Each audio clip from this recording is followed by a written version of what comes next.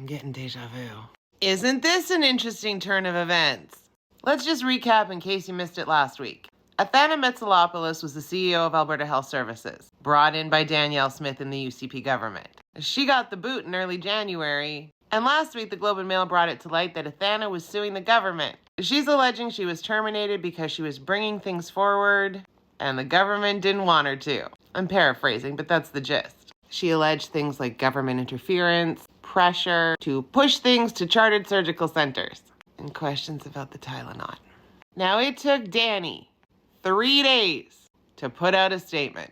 As Premier, I was not involved in any wrongdoing. Any insinuations to the contrary is false, baseless, and defamatory. She then went on to say that she wanted the investigation results submitted to her. Now, part of Athana's allegation is that Danielle Smith's right-hand man, Marshall Smith, no relation, is the one who allegedly made some demands. So this caused Athana, in her role as CEO, to go, we gotta figure this out.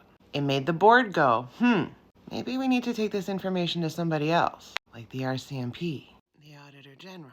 But oopsie, she got terminated before she could meet with the Auditor General, coincidentally.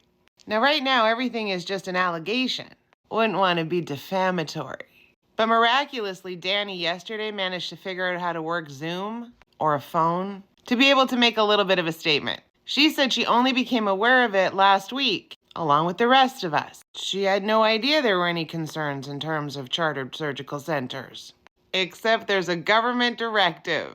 The directive shows that Adriana LaGrange removed Alberta Health Services' power to negotiate the contracts for private surgical facilities, after the then CEO Athana brought up concerns. Because Danny and LaGrange made no qualms about saying that chartered surgical facilities were integral to our healthcare system. And this directive was from October. Keep that date in mind. Now, the UCP is twisting this, basically saying that the reason that they stripped them is because they had asked for the information and AHS was not providing it to them. So what else were they going to do except strip their authority? If you have concerns about wrongdoing and you have garnered any evidence, why would you hand that over to the people that you're accusing of wrongdoing? So your little twisting of the narrative there, Adriana, doesn't really fly. But that's what they do. So if Adriana sent out a directive in regards to AHS, you're telling me that her boss had no idea this was even a thing? Just found out about it last week? Allegedly. And moreover, for the directive to have come out mid-October, they would have had to have been made aware prior to that. And in what can only be described as coincidental timing, the dude listed as part of the allegation gave up his cushy 6-figure job in October.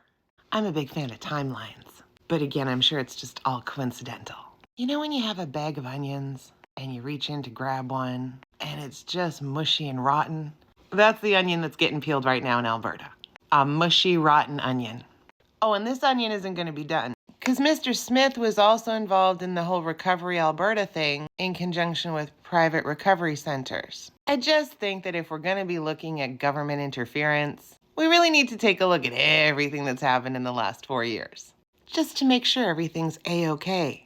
Transparent, as Danny said. I just have one question for Adriana and the rest of the gang. When you're saying you're going to have an external party do the investigation, what external party? I want to say you should probably just keep your mitts off of things. Provide what is requested, if it hasn't already been shredded. Anyway, hang tight, people. This is kind of a big deal. CORRUPTION, I guess we'll see. Allegedly.